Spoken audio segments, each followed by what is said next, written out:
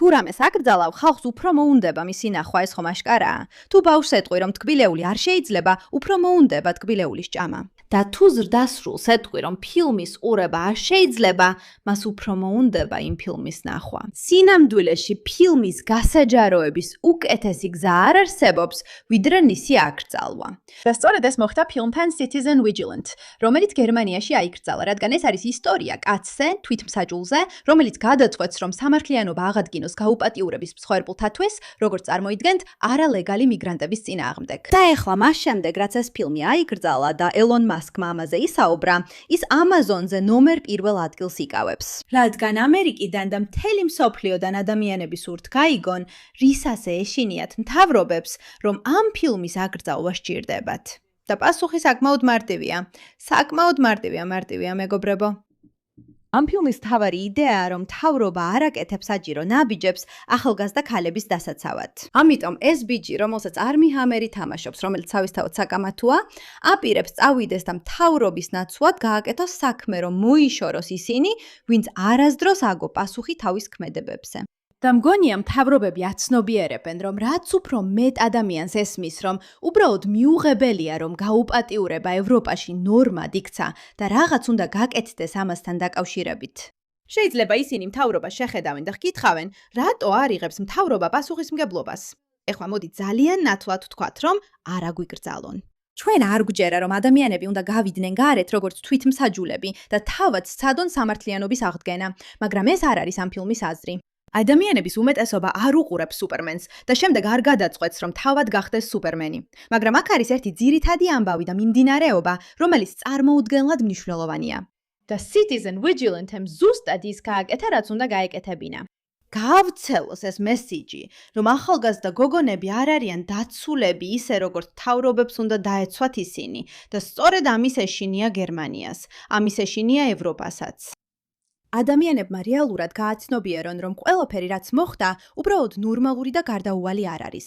ეს სინამდვილეში მთავრობის ნაკლოვანების შედეგია. ეხლა კი მისი პროდიუსერი ბო ამბობს, რომ თუ ხალხი გააგრძელებს ამ ფილმის ყურებას, მალე დაიწყებენ მეორე ნაწილის გადაღებასაც. და მინდა შეგახსენოთ, თქვენ ყველამ ნახეთ Taken-ი თავის დროზე. იცით ის ფილმი Liam Neeson-თან ერთად, რომელიც ერთ-ერთი ყველაზე დიდი ჰიტი იყო, მგონი 2010 ან 2011 წელს, ხო ასეა? 2008 წელს, სადაც ის იყო პენსიაზე გასული, CIA-ის ოპერატივი და ის დაედევნა იმ კაცებს, რომლებმაც პარიზში მოგზაურობის დროს მისი ქალიშვილი გაიტაცეს. ბანდას, რომელსაც ის ებრძოდა, ალბანელი სექს-ტრეფიკერები წარმოადგენდნენ. ის ფილმი მაშინ არ იყო გადაჯარბებული. სინამდვილეში ის დიდწილად რეალურ მოვლენებზე იყო დაფუძნებული 2008 წელს. და ეს ფილმიც ძალიან მსგავს სიუჟეტს მიყვება. თუმცა ისინი ძალიან ეშინიათ, რომ შენ ამას მიხვდები. როგორც ანტი აქ წერს, ახლა მარცხენა ფრთა გინდა დაგაჯეროს, რომ Citizen Vigilante თითქოს რასისტულია, ან უკიდურესად მემარჯვენე. მაგრამ სასაცილოა, რომ 2008 წელს Taken-ზე ასეთი პრეტენზია არავის ჰქონია. და ის აბსოლუტურად მართალია. რა თქმა უნდა, მეორე ნაწილში სცენებზეც ვისაუბრებთ, მაგრამ აი პატრიკი. ხოლო დავითმა თქვა, რომ გუშინ საღამოს მოქალაქე თვითმართლმსაჯულება ნახა. არის მიზეზი, რატომაც ეს ფილმი ნომერ პირველია Apple-ზე. ის ეხება იმ რისხვას, რასაც მილიონობით ადამიანი გძნობს, როცა საკუთარი მთავრობა მათ ან მათ შვილებს არ იცავს. არ არის გასაკვირი, რომ გერმანიამ და კიდევ რამდენიმე ქვეყანამ აკრძალა ეს ფილმი. ეს აუცილებლად სანახავია. ნომერი პირველი, ახლავე. რა თქმა უნდა, მემარცხენეები გამოვიდნენ ამ ფილმის და ელონ მასკის წინააღმდეგ. ყველაზე მდიდარი ადამიანი, ეს ჯოშ ოლსონის სიტყვებია, სოფლიოში ყველაზე მდიდარი ადამიანი აქტიურად ავრცელებს ფილმს, რომელიც ღიად აკეზებს მუსლიმი მიგრანტების გრაფიკულ, სასტიკ და მასობრივ მკვლელობას. ეს არ არის რაღაც ბუნდოვანი უარყოფადი ჟესტი, ეს პირდაპირია. რაზეც კენტუკის გოგო მუპასუხა. იცი ჯოშ, მე 100%-ით ვეთანხმები იმას, რომ მუდალადეები უნდა შიშობდნენ, რომ შეიძლება თვითმარქვი ადამიანებმა ესწრალონ და მოკლან. ასევე ვეთანხმები იმასაც, რომ მათი თანამონაწილე ოჯახები უნდა შიშობდნენ. მე არ მაქვს პრობლემა იმასთან, რომ ისინი თავს უსაფრთხოდ არ გძნობენ ჩემს ქვეყანაში. იქნებ უბრალოდ არ უნდა გააუპატიურონ ქალები. რა სიტყვი ამაზე, ჯოშ? ახლა რა თქმა უნდა, ჩვენ არ უჭერთ მხარს თვითმარქვი აქმედებებს. ნება მომეცი, ეს მილიონჯერ გავიმეორო. მაგრამ ამ ფილმის ყველაზე საინტერესო ის არის, რომ ძალიან კარგად ზუსტად ასახავს იმ მთელ მენტალიტეტს, რაც ახლა გერმანიაში ხდება. არ ვიცი თქვენ ნახეთ თუ არა ეს ვიდეო. ეს ვიდეო ძალიან გავრცელდა, მაგრამ მოდით ერთი წამით ვნახოთ. მე აქვარ რომ გაჩვენოთ თქვენ აღარ ხართ მსხვერპლები.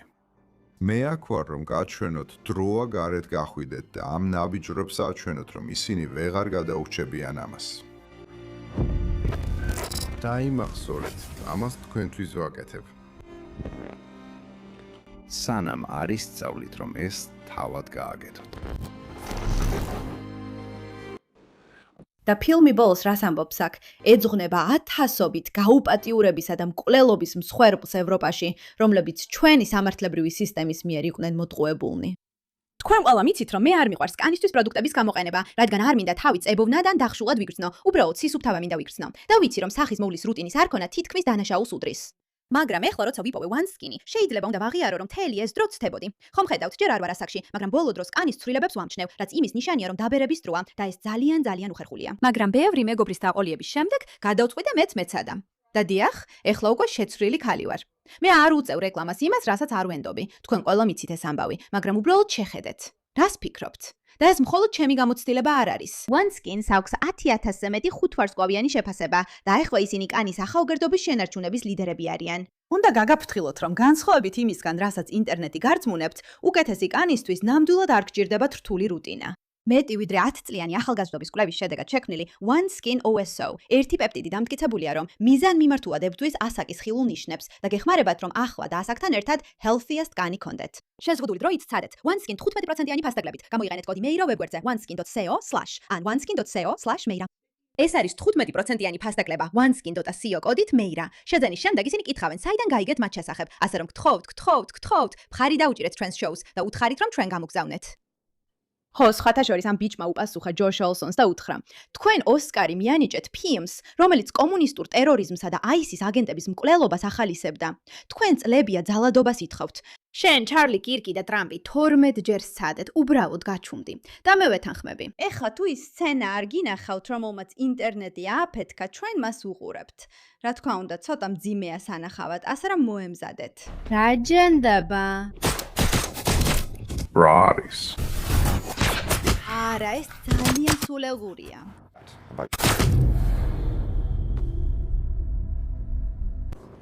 გამარჯობა იბრაჰიმ, კურთხევა შენ და შენს ოჯახს.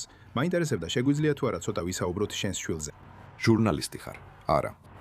უბრალოდ მოქალაქე ვარ, დასახმარებლად მოვედი. თუ რამე გინდათ, შეგიძლიათ ჩვენს ადვოკატს მიმართოთ. ჩვენ არაფრის სათქმელი არ გვაქვს. ბოდიში. იქნებ ცოტა ვისაუბროთ. დაბრუნდი.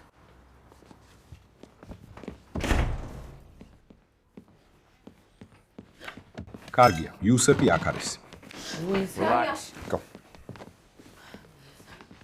დამშვიდი, იუსუფ. იუსეფი. გაიქეცი, სად მიდიან, რას აპირებენ, რა ჯანდაბაა დედამოთუნული. რას აკეთებ? ეს არ არის. შესაძლებელი. წადი ესაუბრე შენ შვილს. ფეხზე რაღაც შემოახვიე. არტერია არ დამიზიანებია. წესით კარგად იქნება. შენ აიღე მობილურები მაგიდიდან, ყველა აიღე ისენი. მამა, გადაიყვანე იუსეფი დივანზე. დივანთან გადაიყვანეთ, მობილურები მაგიდაზე დადეთ. რას მინდა შენ მაგიდაზე მინდა დაჭდე. On the table. I want you to have a seat. ცოტა ვისაუბრებთ. რას აკეთებ? დაჯექი. დაჯექი. დაჯექი. 3 2 1 შენმა შვილმა და მისმა მეგობრებმა 14 წლის გოგონა გააუპატიურეს. ძალიან ტრავმირებული ვარ. ისე ტრავმირებულები იყვნენ ბავშვობიდან, რომ ვერ შეძლეს თავი შეეკავებინათ. ის ახალგაზრდაა. ის არაფერს იცის. ამიტომ გააკეთე ეს იუსუფ. მაპატია. ეს ჩვენ გავაკეთეთ. ჩვენ გვეგონა, რომ მას უნდოდა, რომ შენ დაგეჯირე და ჩაგეთრიე ბუჩქებში პარკის მშვიდ ადგილას. და მას უნდოდა, რომ ხელი აგეფარებინა პირზე, სანამ შენი 7 მეგობარი რიგრიგობით გააუპატიურებდნენ. მას ხელებით და მუხლებით მოუწია ბუჩქებიდან გამოძრომა. და ახლა ის ყოველდღე შიშით ცხოვრობს იმის გამო, რას გააკეთებ შენ და შენი მეგობრები მას შემდეგ, რაც გამართლდი. სხვათა შორის ძალიან კარგი საქმე გააკეთა შენმა ადვოკატმა, როცა ისინი მსხვერპლად წარმოაჩინა. რა იყო? ტრაუმული ინტეგრაცია. ამდენად რეალისტური გეჩვენება ეს. მამა იცავს შვილს, ამბობს, რომ ის ახალგაზრდაა, არაფერი იცის. რაღაც მსგავსი, როგორც ჩვენ არ ვიცოდით, გვეგონა, რომ მას უნდოდა. ტრაუმული ინტეგრაცია. ეს ყველაფერი თქვენთვის ჟღერს როგორც რეალური მისაღები გამართლება მოაზროვნე ადამიანისთვის ჯგუფური გაუპატიურების შესახებ. არ ვიცი, ჩემთვის არა. ეხლა ფსიქიკური ჯანმრთელობა და მხარდაჭერა. მომავალში უკეთესები ვიქნებით. ამას გპირდებით. ეს სწორი პასუხია. ერთადერთი პრობლემა ისაა, რომ თქვენი სოციალური მედიის გვერდებზე ამ შემთხვევის შემდეგ მე არ მინახავს არანაირი სინანული. ან ემპათია. სინამდვილეში მგონი თქვით, რომ ის იმსახურებდა გაუპატიურებას. რასაც გულისხმობ არის ის, რომ ისინი არასწორად იცვამენ და ბიჭებს აღაგზნებენ თავიანთი მინი ქვედაბოლოებით, აჩვენებენ ფეხებსა და მკერდს. თქვენ დაწერეთ, რომ მან დაიმსახურა ეს. მე ამას წავშლი. ეს არის ის ღირებულებები, რომელსაც თქვენ შვილებს ასწავლით. მე მას ვასწავლე ყურანის ღირებულებებს და ჩვენს ოჯახურ ღირებულებებს. თუ ეს არის თქვენი ღირებულებები, რომ ამერიკასა და ევროპაში ქალები იმსახურებენ გაუპატიურებას ჩაცმულობის გამო, მაშინ რატომ მოხვედით აქ? იცით, რომ ჩვენს ქვეყანაში სერიოზული ომია და სიცოცხლის საფრთხე გვაქვს, ამიტომ ვართ აქ. და ვფიქრობ, ეს თქვენც იცით. იცით რას ვფიქრობ? გამარჯობა. არ მგონია, რომ თქვენს ქვეყნიდან კარგები გამოვიდნენ. ფიქრობ, ცუდები იყვნენ. და მგონია, რომ თქვენთან ერთად ჩამოიტანეთ თქვენი არქაული ღირებულებები და რელიგიისადმი ერთგულება, დემოკრატიაზე მაღლა დააყენეთ. და ყველაფერზე მაღლა, მათ შორის კანონის უზენაესობაზე. იუსეფ, აიღებ ტელეფონს. დაუწყებ შენს მეგობრებს სათითაოდ რეკვას და ეტყვი, რომ ახლავე მოვიდნენ აქ, რადგან მათთვის ახალი ინფორმაცია გავს. ამას დეტალურად არ განვიხილავთ, რადგან საჭირო არ არის, მაგრამ ის, რაც იმ კაცმა თქვა და როგორც უპასუხა, სწორედ იმას გრძნობს ხალხიც. ჩვენ ვფიქრობთ, რომ აქ იმიტომ არ მოხვედით, რომ იქ არ ხართ უსაფრთხოთ, არამედ იმიტომ, რომ რაღაცა სხვა გაქვთ გასაკეთებელი და მზად ხართ ჩვენი უსაფრთხოება თავისთავად მიიღოთ და ბოროტად გამოიყენოთ.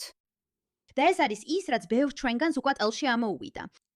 და სწორედ ამიტომ არ უნდათ, რომ ეს ფილმი აჩვენონ, რადგან ეშინიათ, რომ თქვენ სიმართლეს გაიგებთ. როგორ აბსურდულად და შეშლილად ჟღერს ყველა არგუმენტი მოძალადეების სასარგებლოდ, როცა ამას კონტექსტში ხედავ. როცა სინამდვილეში ხედავ, რა გადაიტანეს მსხვერპლებმა. ეს ყველაფერი სისულელია და ეს აღიზიანებს და აბრაზებს ხალხს. და მთავრობებმა ხალხი იმედგაცრუებული დატოვეს, რადგან ამ პრობლემას სათანადოდ არ გაუმკლავდნენ, არ გახადეს ეს პრობლემა ნომერ პირველ პრიორიტეტად. ფილმი სწორედ ამის შემახსენებელია, ამიტომაც არ უნდათ, რომ ჩვენ ეს ვნახოთ. მადლობა ყურადღებისთვის.